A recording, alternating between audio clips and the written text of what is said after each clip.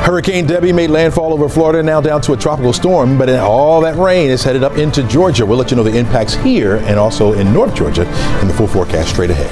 Atlanta Public Schools is swearing in its new superintendent, Dr. Brian Johnson. We're going to take you to that ceremony. Well, the climate crisis might be spiraling and spilling over to the produce aisle. Experts explain why you may soon pay more. Hello and welcome to 11Alive Midday. I'm Aisha Howard. Today, multiple states, including parts of Georgia, bracing for the impact from Hurricane Debby.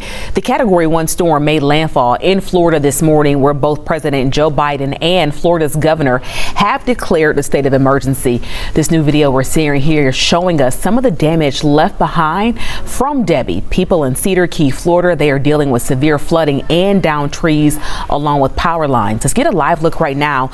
This is actually Inglewood Beach in Florida. Sort of looks like the calm after the storm, but we're still seeing some of those waves crashing on shore and also the winds blowing through those trees right now. Meanwhile, here in Georgia, Governor Brian Kemp has declared an emergency executive order for 2,000 National Guard troops to help with the cleanup and recovery efforts in response to what could come from Hurricane Debby. Let's get straight to meteorologist Chesley McNeil with your weather impact forecast. Chesley, let's talk about where Debby is now and what Georgia could experience. That's still over Florida. Made landfall, but slowing down a little bit. It was moving to the northwest at about, or northeast rather, at about 16 miles per hour, but now down to about 10 miles per hour. Has made landfall and now down to a tropical storm.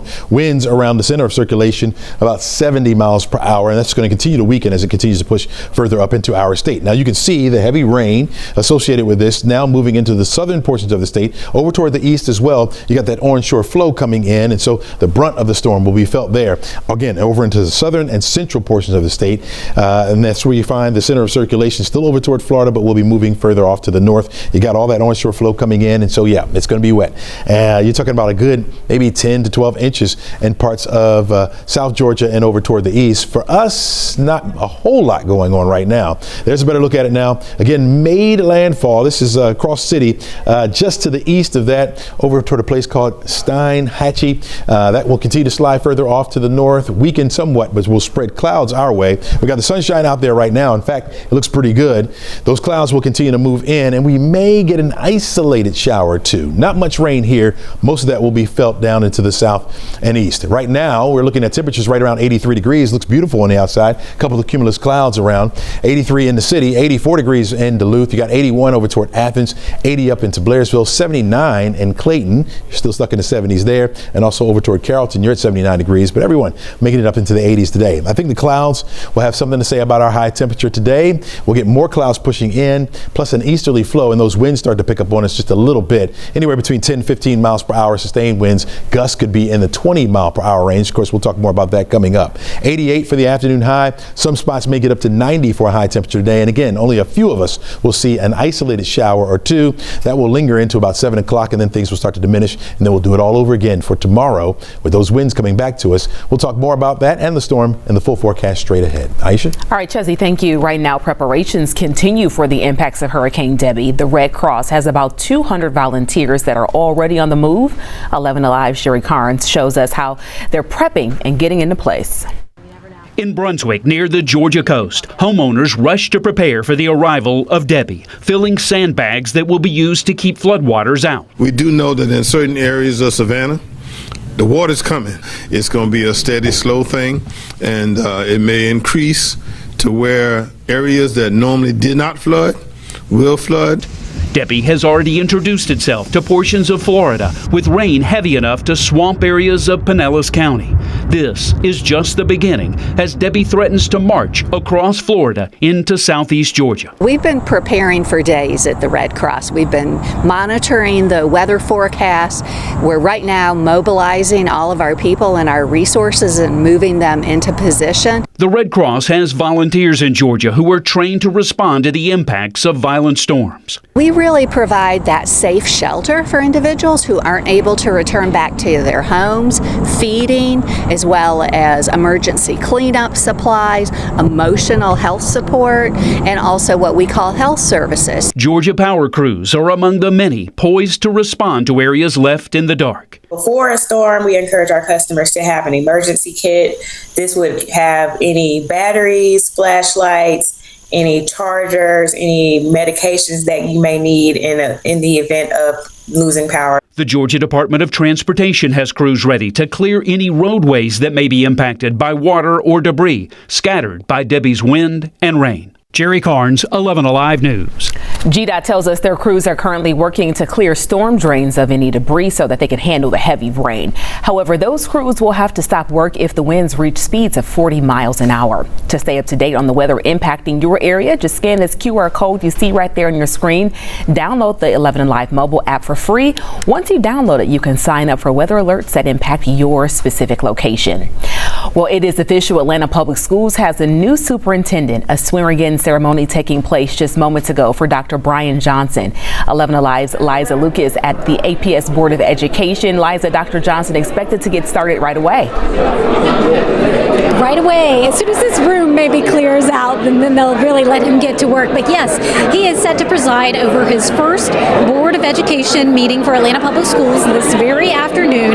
At the same time, he says today that he is very humbled to be selected for this role. And at the same time, he's laid out a lofty goal for the district to become the greatest urban school district in America. So Dr. Johnson says he does not have a lot of words beyond that, but he is ready to get to work. Johnson has experience, you may remember, as both a superintendent in Tennessee, as well as experience in higher education and the private sector. His son also now attends school in APS, a point noted once again today by Justice Colvin, who swore him in. Dr. Johnson says it really takes everyone to run a school district, and he said today that he is ready to roll up his sleeves. I understand what excellence looks like, and we are committed to excellence. And when we say that, we want excellence everywhere. Excellence everywhere. Everywhere. So we are going to be talking with him further in just moments, and we'll bring you the latest tonight on 11Alive News at 4 p.m. and 6 p.m. We should also know that there was a tremendous amount of gratitude in this room today for interim superintendent Dr. Danielle Battle and for all she did as she stepped up into this role. Live in Atlanta, Liza Lucas, 11Alive News. All right, Liza, thank you. So today in Henry County, the community will get one final chance to meet superintendent finalist Dr. John Pace III. A meeting will be held tonight from 5:30 to 7 at the McDonough High School cafeteria. As early as tomorrow, the board could vote on his appointment to the role. Dr. Pace is from Miami-Dade County Public Schools. That is the third largest school district in the country. There he served as deputy superintendent. Well, the first day of school is in full swing for several Metro Atlanta districts. 11Alive was there bright and early as the first buses arrived at Mountain Park Elementary School in Roswell. Principal Ayo Richardson says that some of the teachers have been working since mid-July to get their classrooms ready and just right for the first day. And she shared some advice for all families looking to the year ahead. Communication is key. If you have any questions, reach out to your child's teacher. More than happy to make sure that we're working together to make sure that every child's experience at school is incredible. Principal Richardson says the big focus this year will include implementation of Georgia's early literacy legislation. That law changed the way Georgia teaches students to read with a new emphasis on the science of reading method. Okay guys, power your phones off and lock your pouches. I will come around and make sure your pouch is locked. So, phones and Apple Watches. Thank you, Leonardo. Students will be hearing that a lot this academic year. Marietta students are now kicking off the first full week of school with the new Yonder pouches. The new school accessory is expected to cut down on those classroom distractions, locking away students' phones and smartwatches during school hours. Students will be able to access their devices at the end of the day. And now they're actually having conversations walking down the hallway. They're less, distracted by trying to pull out a cell phone and text someone really quickly. I think the biggest impact has been the relationships with the students, with their peers. That's been significant. You've just seen a huge uptick in how students interact with each other, how they're communicating with each other, and even with adults. Okay, you see what happens when you bring your head up from a screen? The Yonder pouches went into effect on August 1st. We want to remind you, as students head back to class, we are asking for your help to make sure they have everything they need. 11Alive is partnering with Heritage Elementary and McNair Middle School in Fulton County to help them fulfill their Amazon wish list. You can scan this QR code on your screen. It's going to take you straight to the list. That's where you'll find everything like notebooks, even uniforms there to help these students, and especially books. The drive runs through August 23rd. A live look outside at Hartsfield-Jackson International Airport, where Delta Airlines CEO Ed Bastian says the airline will pursue legal action following the recent tech outage that disrupted flights worldwide and cost Delta $500 million. CrowdStrike is now responding, saying it should not be blamed for Delta Airlines flight disruptions. The company also says it rejects any allegation that it committed misconduct. A little more than a week ago, a huge fire displaced more than 100 people at the Bell Collier Village Apartments on Howell Mill Road. Some of those residents are finally able to go inside and retrieve their belongings, but some neighbors are disappointed with the lack of communication from the complex, calling it minimal at best. 11Alive's Karis Belger has more. Sunday afternoon, some residents of the Collier Village Apartments in Buckhead were able to go inside for the first time in over a week. Got up, looked out the window, and I told my mom we need to go. And it wasn't until we got outside that we saw all the black smoke and we knew the building was actually on fire. But not everyone was so lucky. This woman and her mother say they have received very little communication from management, and they're desperate to get inside for necessities and personal items. From what I just heard from a construction or a contractor was that they're starting with the least affected to most affected, which I get. I understand you have protocols and procedures in place, so I just want to know where I fall. I don't have my social security card, my passport, my degree. The fire happened last Saturday, and according to fire officials, a rooftop party where over 100 people were in attendance is to blame for the fire. People on the 5th floor say they were given 2 boxes and 30 minutes to grab what they could. One resident shared an email with 11Alive stating more information would be available in the coming weeks. It's so heart-wrenching to hear that so many people have lost everything, and we just don't know if we can recover. Karis Belger, 11Alive News. The Veep Stakes continues. Vice President Kamala Harris is closer to announcing who will join her ticket as vice president. Susan McGinnis has more from Washington. Vice President Kamala Harris's big decision is now just a day away. The presidential hopeful meeting face-to-face in Washington with several top contenders. Who will be her running mate? We are the underdogs in this race. If Pennsylvania Governor Josh Shapiro knows her choice, he wasn't letting on Saturday. I'm taking my dog for a walk. Speculation is growing Shapiro will be her choice, a popular governor in a key swing state delivering 19 electoral votes. Along with Shapiro, the narrowing field includes Minnesota Governor Tim Walz and Arizona Senator Mark Kelly. Trump's VP choice defending his running mate this weekend. All I can do is go out there and prosecute the case against Kamala Harris and remind people that things were more prosperous and more peaceful when Donald Trump was president. The latest poll shows Harris in a virtual dead heat with the former president. And in key swing states, Harris virtually eliminates Trump's earlier lead over President Biden. Trump sharpening his attacks on Harris. You have a radical left freak. You have a candidate who is fake, fake, fake. On the other hand, you have a president who will fight, fight, fight. After a rally in Philadelphia Tuesday, Harris and her new running mate plan a tour of 7 battleground states with stops including Detroit, Savannah, and Las Vegas. Susan McGinnis, NBC News, Washington. Tonight, the Democratic National Committee will finish its vote, making Vice President Kamala Harris the party's official nominee. On Friday, it was announced that Harris had won enough delegates to secure the Democratic Party nomination, but they're waiting until voting is closed and the results are finalized to make the official announcement there. Meanwhile, former President Donald Trump and his running mate, Ohio Senator J.D. Vance, they held a rally in Atlanta over the weekend. Lawmakers and supporters came together at the Georgia State University's Convocation Center. Before his speech, former President Trump held a roundtable with black business owners asking how they had been impacted by the economy. During the rally, he took aim at Fulton County District Attorney Fani Willis over his indictment for allegedly interfering to overthrow the 2020 presidential race in Georgia. He also attacked his presumptive Democratic opponent, VP Harris.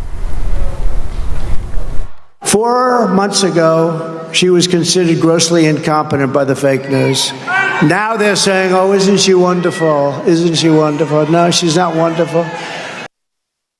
Trump also attacked Georgia's Republican Governor Brian Kemp. He called Governor Kemp disloyal, saying Kemp was the only being governor because he endorsed him. Governor Kemp later responded on social media. Now some political experts say Trump's attacks may be doing more harm than good for the Georgia GOP. 11Alive's Erica Murphy has more. Former President Donald Trump and his running mate J.D. Vance both delivered fiery speeches to a packed house on Saturday night inside the Georgia State University Convocation Center.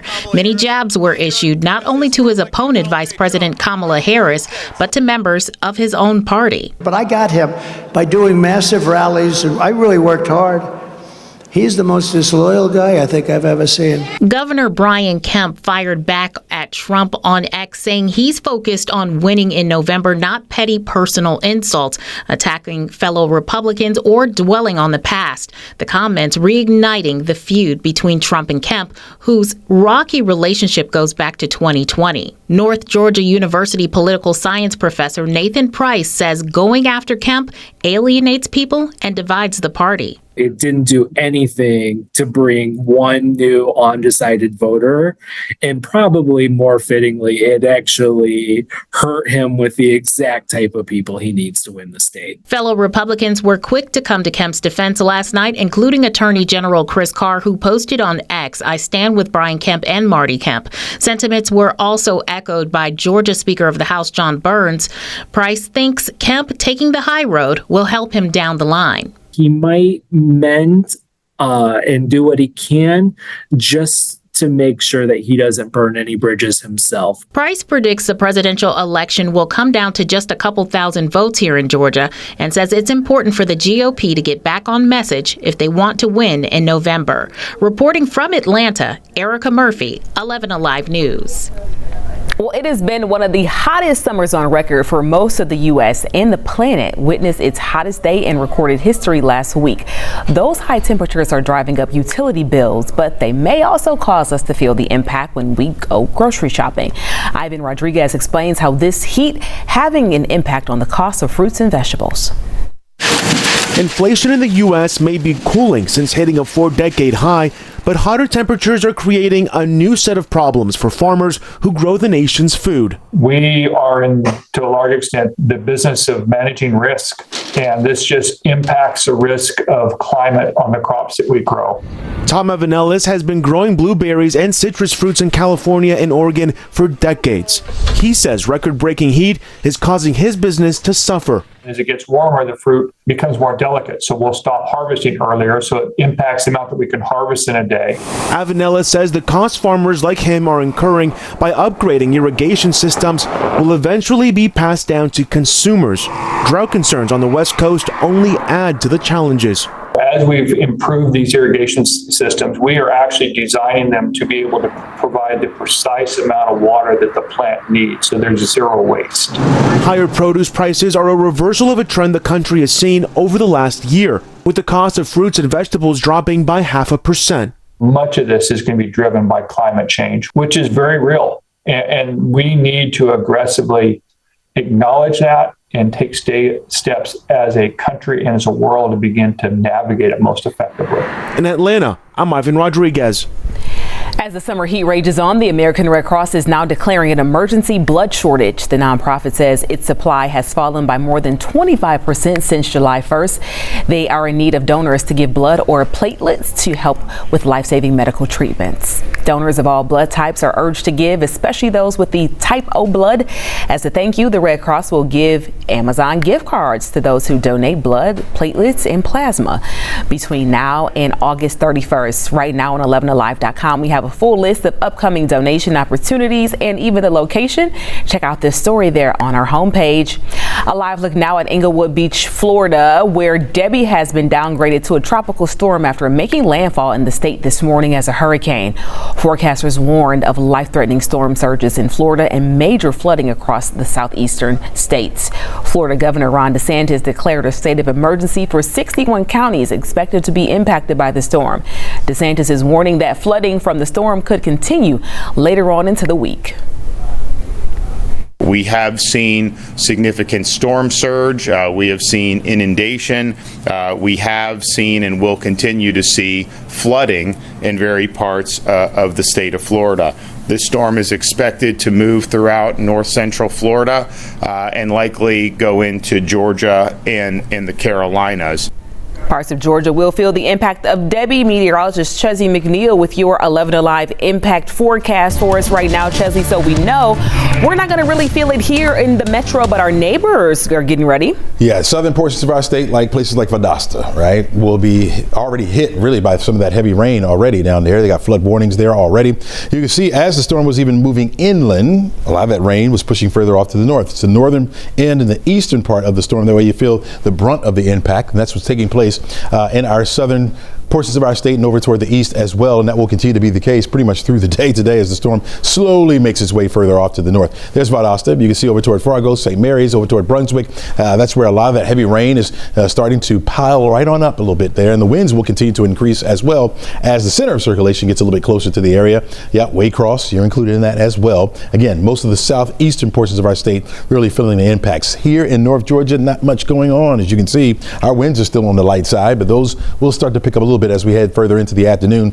Clouds inching closer to the area, and they will have something to say about our high temperatures today, but we are starting to see some of those clouds begin to fill in. Partly cloudy to mostly cloudy skies will be the call from Atlanta southward today. Up here to the north, you got plenty of sunshine now, and I think you'll hold on to it for much of the day before those clouds begin to move further off to the north. Temperature-wise, well, we're in the 80s. Look at this, right at 80 degrees, Peachtree City and down toward LaGrange, where we've had a little bit more sun. Over into Georges Rome, you're at 84, 85 up toward Dalton, 79 degrees, the cool spot up in Clayton, 85 in Duluth. You got 82 degrees right now in Covington. Notice the tornado watches associated with this storm as it continues to slide further off to the north, mainly over toward the east, right along the coastline. You got that onshore flow coming in.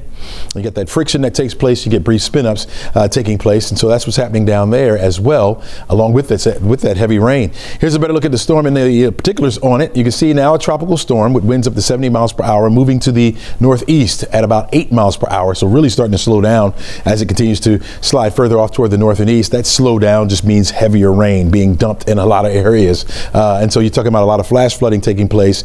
That on surge flow for the winds over toward our eastern seaboard. So we'll continue to watch that as well. Latest track from the Hurricane Center continues to push this further over toward the east. So even now, the cone of uncertainty, all of North Georgia has been taken out of that. That's mainly over into South Carolina. And with each run, we've been noticing that more easterly push. So it will move over southeastern portions of the state, will move back out to sea, and then make its way further inland, back over into South Carolina, and eventually into North Carolina. But it keeps pushing it further over toward the east, which means less impacts here, especially for the rain. We're not looking at much at all. An isolated shower or two possible this afternoon. The bulk of that will stay down to the south and east of us. So you got all the flood watches there as well. In fact, flood warnings down to the south already because of the heavy rain, but your watches are well east of our forecast area. Here's Edenton here.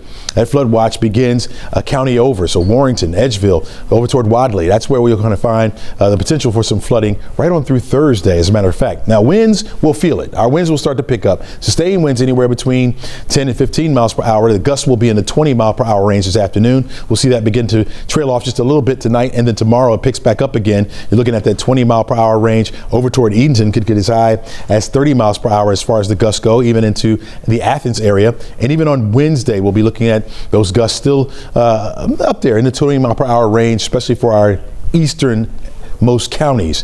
For the rest, as far as the rainfall goes, again, not much. So that's going to be the impact around here. Just those gusty winds, anywhere between 20 and 25 miles per hour. So you need to tie down any loose items that you have on your porch or your patio before the winds really start to pick up this afternoon. Forecast direct model shows, again, that we only have an isolated shower or thunderstorm around the area later on this afternoon. Back up to near 90 for your Tuesday. By Wednesday at 93.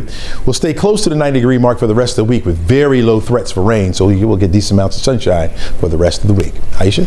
All right, Chesley, thank you. To stay up to date on all the weather impacting your area, all you have to do is scan this QR code you see, download the 11Alive mobile app. Once you download it, go ahead and sign up for the weather alerts that impact your location. At this hour, we are learning more about the severity of the large wildfires in the U.S. right now. Their total burn mark spans more than 2 million acres. That is double the size of Rhode Island. The biggest wildfire in the country is California's Park Fire.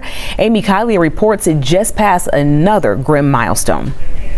It's hard to be at your house and know that everybody else has lost theirs. Large wildfires are now burning in about a dozen states. The National Interagency Fire Center reports they've scorched more than 2 million acres. We're going to take this thing on. The largest ongoing blaze is California's Park Fire. And put these folks back home where they belong, and hopefully the closest thing to their normalcy that we can provide. CAL FIRE says its burn mark surpassed 400,000 acres over the weekend. It's the fourth largest blaze in state history, and it's destroyed hundreds of structures, including homes near this woman's. If you need anything, you guys know where I live. About 50 miles north of Denver is the Alexander Mountain Fire. Some students and teachers near it are going back to school when they can't even go back home. The Quarry Fire also is near Denver. Officials say firefighters are containing more and more of it after its rapid start. I know that their feet are torn up and bruised. They are heroes and they are saving our community. I'm Amy Kiley reporting. It is time to check in with 11Alive. Cheryl Preheim, Cheryl and Faith Jesse are still in Paris covering the Summer Olympic Games. Here's Cheryl with an update on our Georgia athletes today. Hello from Paris on another big track and field day, which is why we brought you to that venue. We've got a lot of Georgia Olympians on the track today. I want to give you an update on CJ Allen, Life University alum, who easily makes it to the semis in the 400-meter hurdles. And this has been 19 years of my career's hard work, coming here, and this has been my dream since 5th grade. So I was out here trying to just soak all that atmosphere in, run to the best of my ability, execute, get through the rounds, and leave it all out there. And he has an awesome group here in the stands. We got a chance to talk to his girlfriend here from Atlanta. I had to show you the amazing shirt she has to cheer CJ on, and then CJ's entire family here in this picture, and 2 of his high school coaches there as well. Really cool to see them all here together cheering him on. Again, he's headed to the semifinals. All right, another big day today in the 400 meters. We have the defending champ from UGA, Shawnee Miller-Weibo, who is going to run in the 400 meters along with Aaliyah Butler, who is going to run in her first Olympics as a sophomore at UGA, and a big day for speed climber Emma Hunt making her Olympic debut here in Paris. Climbing is like 95% falling. It just happens. Can't fight it. There is so much happening with our local Olympians. We can't even fit it all in one show. Make sure you check out 11alive.com and our 11Alive app for all kinds of streaming content you can watch there as well. In Paris, Cheryl Preheim, 11Alive News. All right, Cheryl, thank you. Tickets are now on sale for former President Jimmy Carter's 100th birthday celebration. The Jimmy Carter 100, a celebration in song, will take place on Tuesday, September 17th, 7:30 at the Fox Theater. Tickets are on sale now for $100 in honor of Carter turning 100. The evening will feature music from a variety of artists, including Eric Church, Maren Morris, the Atlanta Symphony Orchestra Chamber Chorus, and more. To get your tickets and for more information about former President Carter's 100th birthday, look for this story right now on 11alive.com. All right, latest track from the Hurricane Center. Well, pulls that storm further and further away from our area, which is good news. You'll notice the latest track now takes it through southeastern portions of our state and then out to sea and then back up to the north over into South Carolina. But notice the cone of uncertainty has it mainly over towards South Carolina, North Carolina, not really over northern Georgia, which means we're not going to see much in the way of the rain fall at all. We may get an isolated shower or two. Our winds will pick up a little bit, but it will just be on the breezy side. Look at this. Almost rain free, right? We're going to give it a 30% chance today and tomorrow, but really not looking at much on the way of rainfall. Temperatures back up to 90 degrees for the high on Tuesday. By Wednesday, 93. We'll be at 90 on Thursday. And then by Friday, Saturday, Sunday, a small chance for rain coming back to us with temperatures hanging out right near that 90-degree mark. Chelsea, thank you. We do want to point out some programming changes for you. The Olympics are preempting 11Alive News weekdays and weekends. And while the games are on TV for you to enjoy, pull out your cellular device and get the local big stories and weather 24/7 through our streaming app, 11Alive Plus. We know you have two screens anyway, right?